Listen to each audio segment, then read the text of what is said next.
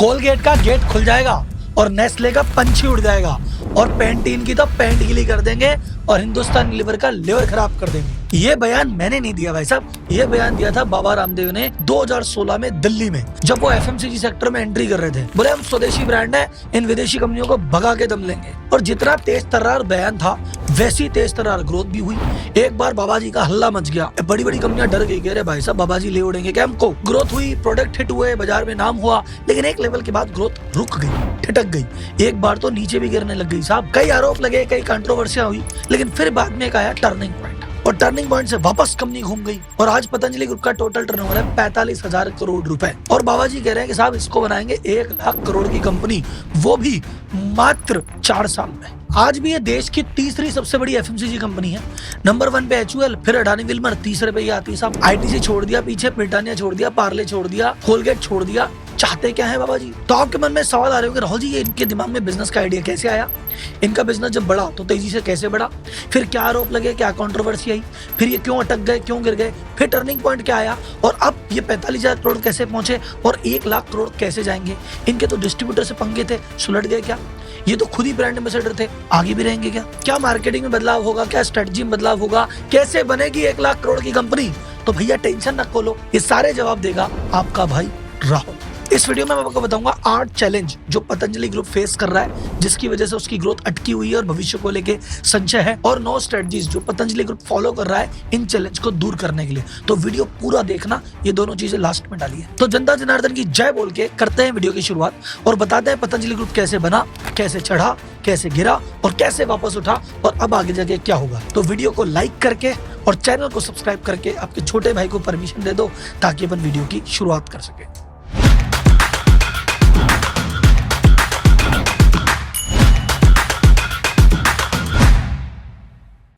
एक जमाना था जब सुबह सुबह आप 7 बजे सो के उठते थे, तब लगता था यार हवा में थोड़ी ऑक्सीजन की कमी है। फिर पता चलता था अरे बाबा रामदेव जी और उनके भक्तों ने सुबह उठ के 5 बजे सारी ऑक्सीजन खींच ली। ये वो दौर था जब आस्था और संस्कार पे लाइव बाबा जी आते थे और योगा सिखाते थे, और कोई भी चीज अगर फ्री में मिल रही हो तो भारतीय आदमी लाखों की संख्या में पहुंच जाता है। और बाबा जी हुए जबरदस्त पॉपुलर, कईयों की सेहत सुधरी, कईयों की बीमारियां मिटी और बाबा जी का नाम हो गया तगड़ा। और जब नाम तगड़ा हो गया तो उन्होंने कहा चलो इसको बिजनेस अपॉर्चुनिटी बदलते हैं। हमने योग तो दिया, अब आयुर्वेद भी देते हैं। तो उन्होंने एक कंपनी बनाई पतंजलि आयुर्वेद और ये बनी 2006 में। पहला प्रोडक्ट उन्होंने बनाया पतंजलि च्यवनप्राश और बाकी छोटे मोटे आयुर्वेदिक प्रोडक्ट और बनाने लगे। ये कंपनी के साथ इन्होंने एक काम और किया, अपनी फ्रेंचाइजियां जगह जगह दी। इन्होंने खोले पतंजलि आरोग्य केंद्र। अब हर गली मोहल्ले में इनके भक्त थे, इनका नाम चल रहा था, तो बहुत सारे केंद्र खुले और जगह जगह अप्रोच पहुंच गई। उसका इम्पैक्ट ये था कि 2006 में जो कंपनी खुली, 2012 में 300 करोड़ का टर्नओवर करती है और 2015 में 2000 करोड़ का। अब 2000 करोड़ का टर्नओवर वैसे अपने आप में बहुत बड़ी बात है, पर बाबा जी ने कहा रुको, अभी हम सिर्फ आयुर्वेद पे नहीं रुकेंगे, हम जाएंगे एफएमसीजी सेक्टर में। और एफएमसीजी सेक्टर में तो ऑलरेडी बड़ी बड़ी कंपनियां बैठी है, लेकिन मोस्ट ऑफ द कंपनियां जो थी वो विदेशी कंपनियां थी। तो बाबा रामदेव जी ने कहा देखो जी ऐसा है, अगर इतनी भीड़ में एक अलग पहचान बनानी है तो ब्रांड बनाना पड़ेगा। अब ब्रांड कैसे बनता है? अपनी एक अलग पहचान। तो इन्होंने कहा वो सब विदेशी है, मैं स्वदेशी बोलता हूँ। वो सब केमिकल वाली चीज बेचती है, मैं हर्बल बोल के बेचता हूँ। तो हर्बल और स्वदेशी ये 2 चीज पकड़ के ब्रांड बनाया और लॉन्च किया एफएमसीजी सेक्टर में पतंजलि आयुर्वेद को। और ये जो बयान था ना, पेंटीन का पेंट गीला, कोलगेट का गेट खुलना, ये सब तभी दिया था जब ये एंट्री कर रहे थे और वास्तव में ये चीज जबरदस्त तरीके से काम करी। बाबा रामदेव ने क्या उपलब्धियां की और कैसे की, किसके दम पे की, उस पर बात करते हैं। पहला जो सबसे बड़ा बेस था वो था इनका फैन बेस। इतने लाखों लोग इनके योगा करके बीमारियां ठीक हुई थी या सेहत सुधरी थी, उन्होंने कहा बाबा रामदेव जी कोई चीज बेच रहे हैं तो अच्छी होगी। तो उनका जो लॉयल फैन बेस था वो पहला था। फिर दूसरा जो कुछ लोग थे जो नेचुरल और ऑर्गेनिक को प्रेफरेंस देते हैं, केमिकल से दूर रहते हैं, वो ऑडियंस भी भागी। फिर इन्होंने एंगल दिया था स्वदेशी वाला, विदेशी का बहिष्कार। तो जो राष्ट्रभक्त या वैसे लोग थे ना एकदम कट्टर, वो भी इधर आ गए। प्लस इन्होंने फ्रेंचाइजी मॉडल स्टार्ट किया कि चलो मेरी फ्रेंचाइजी लो। अब इनके भक्त हर गली मोहल्ले कोने में मौजूद, तो फ्रेंचाइजी भी खूब बटी। तो इनका काम भैया बहुत सही चला। और ये जो 2015 में 2000 करोड़ का टर्नओवर था, ये 18 आते आते हो गया 10,000 करोड़। इन्होंने कई ऐसी ऐसी कैटेगरियां बनाई जो पहले थी नहीं। गाय का घी, ये पहले अपने आप में कैटेगरी नहीं थी, इन्होंने इसको कैटेगरी बनाया। इन्होंने लॉन्च किया दंत कांति। जब दंत कांति लॉन्च किया ना, तो हर्बल जो था वो 10% से भी कम था। हर्बल कोई नहीं लेता था, 90% ज्यादा केमिकल वाली चीजें थी। इनके आने के बाद हर्बल का जो सेक्शन है वो 10% से बढ़ के 30% हो गया। 2013 की अगर मैं बात करूं तो कोलगेट का मार्केट शेयर था 57, 23 था एचयूएल का, यानी 80% ये 2 बड़ी कंपनियां मिलके ही थी। फिर 12, 12.5% पे डाबर आती थी और पतंजलि मात्र आधा % था। था 0.4 और 2020 आते आते क्या हो गया, ये 0.4 बच गया 9.5%। HUL का शेयर 22 से आ गया सीधा 16, कोलगेट का शेयर सीधा 57 से 52, तो 5-6% का इनको डेंट पहुंचाया, खुद ने 9% का गेन लिया। उसके बाद बहुत प्रोडक्ट लॉन्च किए, कई हिट भी हुए, पतंजलि हनी, पतंजलि केश कांति, पतंजलि आंवला जूस। गाय के घी वाले मार्केट में मार्केट लीडर है, 70% मार्केट शेयर। इन्होंने कंपनी खरीदी रुचि सोया, उसका एक ब्रांड है न्यूट्रेला, वो सोया चंक में मार्केट लीडर है, 50% मार्केट शेयर। इनका जो दंत कांति है उसकी पिछले साल की सेल थी 1323 करोड़। बॉडी क्लींजर का ब्रांड इनका पतंजलि का 350 करोड़ की सेल करता है। जो आप विम का कंपटीशन उन्होंने बनाया खुद का बार, वो करता है 250 करोड़ की सेल। केश कांति शैम्पू जाता है 195 करोड़ रुपए का। इनफैक्ट इन्होंने तो एलोवेरा जेल बेच दिया भाई साहब 177 करोड़ का, जो कोई जानता नहीं था। इन्हीं सब चीजों के दम पे जो इनका टर्नओवर 2015 में मात्र 2000 करोड़ था, वो 2018 आते आते हो गया 10,000 करोड़। अब इसके बाद क्या हुआ, क्या ऊपर क्या नीचे, क्या चैलेंज, वो आगे बताऊंगा। पर सबसे पहले आप यहाँ बैठ के एक बात सोचो कि यार एक बाबा जी जो कोई MBA करे हुए नहीं है, जो कोई CA करे हुए नहीं है, सिर्फ योग करते हैं, और उनके दिमाग में एक बात आई, उन्होंने सिर्फ एक अच्छा ब्रांड बना के, उसकी बढ़िया तरीके से मार्केटिंग करके, अपना एक सेल्स का नेटवर्क बना के इतना बड़ा कारोबार कर लिया। और हम बिजनेसमैन जो कहते हैं कि पिछले 10, 20, 25 साल से एक ही काम में लगे हुए हैं, फिर भी साहब ग्रोथ नहीं हो रही, तो कारण क्या है? कारण यह है कि उन्होंने इसको सिस्टमेटिक तरीके से किया, प्लानिंग से किया। उनको ब्रांड बनाना आता था, पता था भीड़ में जगह कैसे बनेगी, उनको पता था यार मार्केटिंग करने का ये सही तरीका है, ये करूंगा तो होगा, और सेल की सारी चीजें उनको पता थी। आम व्यापारी को पता ही नहीं है।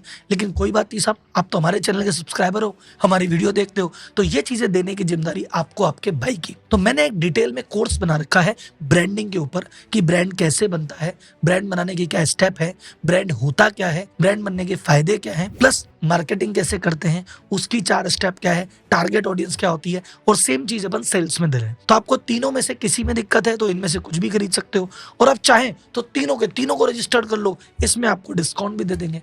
तो भाई साहब, कहानी सुन के इंस्पायर होना अलग बात है, पर ये कोर्स सुन के सीख के इंस्पायर ही नहीं होना है, अपने को इंप्लीमेंट भी करना है। ये सुन के दिल में आग जलती है, अच्छी बात है, पर जब तक दिमाग में इंफॉर्मेशन नहीं जाएगी, करेंगे क्या भाई साहब? तो ज्ञान लो, इंस्पायर हो, लेकिन काम भी करो। और मैं सिर्फ ज्ञान नहीं दे रहा, मैं आपको नॉलेज भी दे रहा हूँ। तो भाई साहब, आपको डिस्क्रिप्शन में 4 लिंक मिलेंगे, एक ब्रांडिंग का, एक मार्केटिंग का, एक सेल का, और एक तीनों के बंडल का। अगर आप व्यापारी हैं, व्यापार कर रहे हैं, या व्यापार करना चाहते हैं, तो ये आपको करना है। अगर आप हाउस वाइफ हैं, आप जॉब करते हैं, आप स्टूडेंट हैं, आप ट्रेडर वेडर कुछ हैं, तो आपके लिए कोर्स नहीं है। आप सिर्फ ये ज्ञान लीजिए और मजे लीजिए। और व्यापारी आदमी आप तो कर लेना साहब। तो अब चलते हैं भाई साहब, जो 10,000 करोड़ की सेल थी, आगे बढ़ी कि नीचे गिरी, कि हुआ तो हुआ क्या, चैलेंज क्या है, स्ट्रेटजी क्या है। चलते हैं मेन कहानी पे। शुरुआत में जितनी तेजी से ग्रो की, एक लेवल पे आके वो ग्रोथ ठिठक गई, और बहुत सारी छोटी मोटी प्रॉब्लम्स आने लगी, जिसको आगे जाके डिस्कस करेंगे। कुछ प्रॉब्लम प्रोडक्ट में आई, कुछ क्वालिटी में आई, कुछ डिस्ट्रीब्यूटर से पंगे हुए, कंट्रोवर्सी हुई, बहुत सारी चीजें हुई। उसकी वजह से इनका जो टर्नओवर 10,000 करोड़ पहुंच गया था एक बार, वो नीचे गिर के अगले साल में 8,000 करोड़ ही रह गया। और बाजार में लग गया कि भैया जो इनका क्रेज था वो खत्म हो गया। जो शुरुआत में इनके लोग थे उन्होंने किया, अब नए लोग जुड़ नहीं रहे, पुराने छोड़ के जा रहे हैं।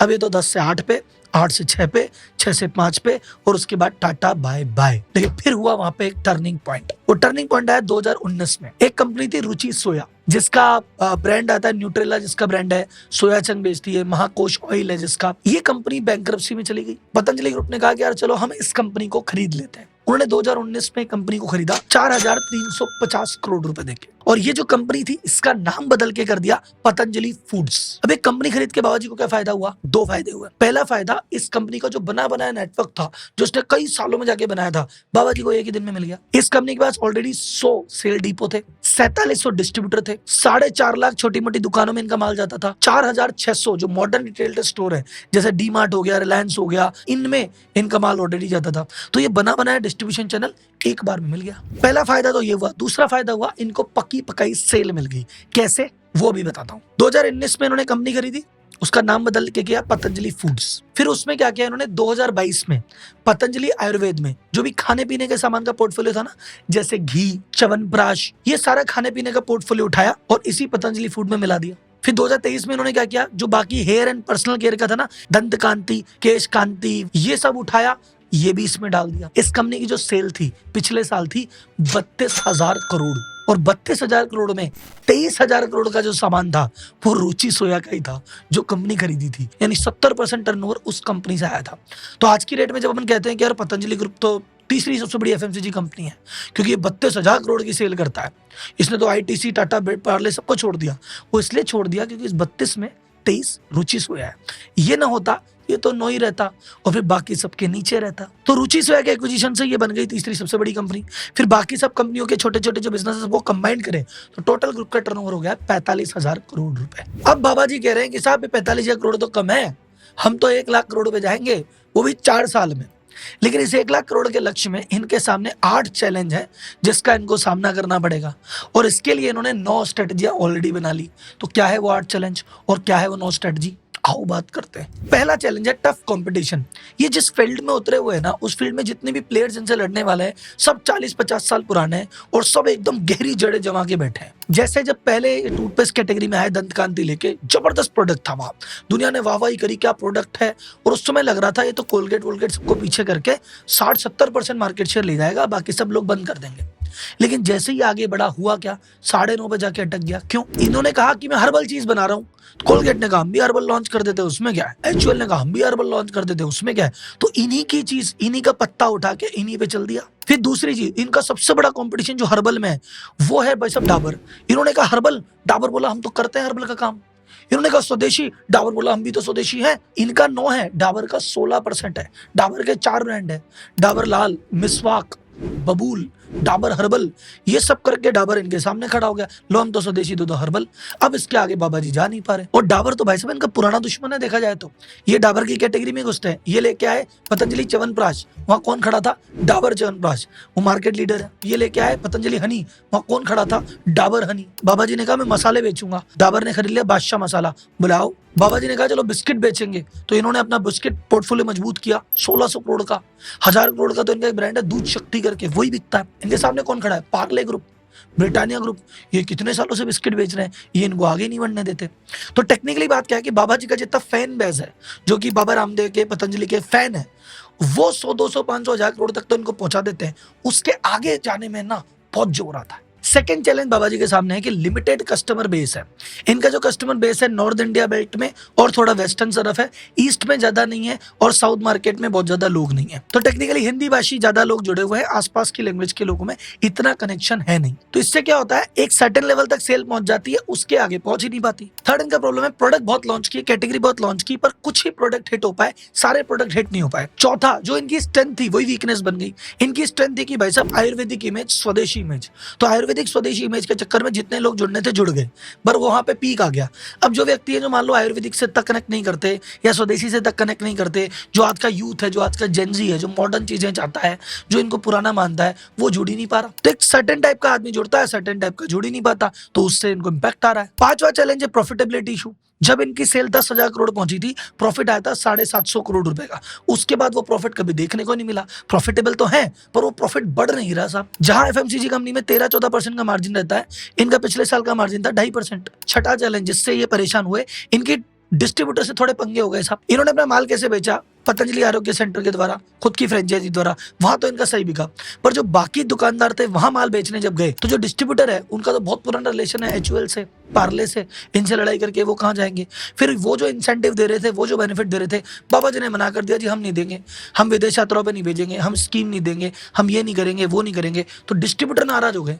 तो जब डिस्ट्रीब्यूटर नाराज होते हैं तो वो तो आधा तो रास्ता ही रुक गया, फिर कैसे बिकेगा माल। सातवां प्रॉब्लम ये थी कि प्रोडक्ट और क्वालिटी के बहुत सारे इशू आने लगे, दुनिया भर की रिपोर्ट आने लगी, प्रोडक्शन में मान लो माल नहीं आ रहा, क्वालिटी कंसिस्टेंट नहीं है। अभी जैसे हनी के सैंपल लिए गए थे, बहुत सारे ब्रांड और खराब निकले, लेकिन इनके ब्रांड का भी नाम आ गया। अरे पतंजलि का तो इतना बढ़िया नाम था, ये अपने हनी में शुगर कैसे मिला रहे। तो बहुत सारे इश्यूज आए जिसकी वजह से एक इमेज पे दाग लगा कि यार पता नहीं पतंजलि भी प्योर देता है कि नहीं। Last but not the least वो है कंट्रोवर्सी।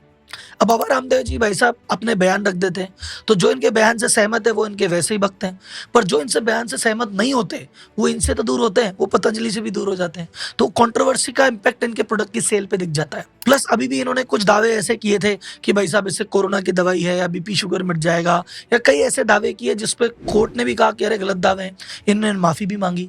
तो इन चीजों से थोड़ा इनकी इमेज पे असर पड़ता है और वो असर फिर पतंजलि पे ट्रांसफर होता है। तो इन चैलेंज की वजह से एक डाउट है कि यार क्या 1 लाख करोड़ पहुंच पाएंगे, लेकिन इन्होंने कहा 9 स्ट्रेटजी है, पक्का पहुंचेंगे, गारंटी से पहुंचेंगे।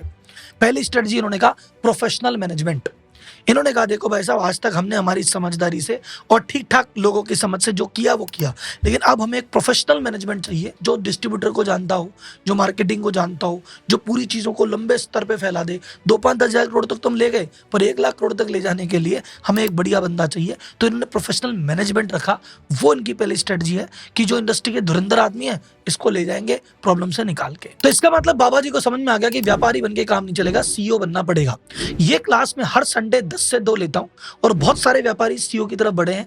तुक्के से काम करते करते मैनेजमेंट से काम करने लग गए। क्या पता बाबा रामदेव जी ने वो क्लास तो नहीं ले ली, उन्होंने ली या नहीं ली इस बात का तो पता नहीं, लेकिन आप जरूर ले लेना, इसका लिंक भी दे दूंगा नीचे, मजा आ जाएगा, अनुलोम विलोम की कसम। सेकंड चीज इनके समझ में आई कि भाई साहब जो आयुर्वेदिक वाले लोग थे वो तो मेरे साथ हैं, लेकिन इस आयुर्वेदिक के चक्कर में बाकी लोग नहीं आ रहे, जेंजी नहीं आ रहा, यूथ नहीं आ रहा। तो इन्होंने कहा आयुर्वेदिक वाले में छोड़ेंगे, थोड़ी पैकिंग मॉडर्न करेंगे, थोड़ा ब्रांड मॉडर्न करेंगे और एक नए अवतार में पेश होंगे। जैसे दंत कांति था ना, अब दंत कांति को दंत कांति जेल बना दिया कि हाँ साहब इसमें काम करेंगे। खुद पहले ब्रांड एम्बेसडर थे, उन्होंने कहा यार मैं कुछ भी बोलता हूँ ब्रांड पे असर पड़ता है। अब ब्रांड एम्बेसडर लेके आ रहे हैं अलग अलग। इनका जो एक रुचि सोया का ब्रांड है महाकोश ऑयल, सनराइज ऑयल, उसके लिए लेके आए धोनी को।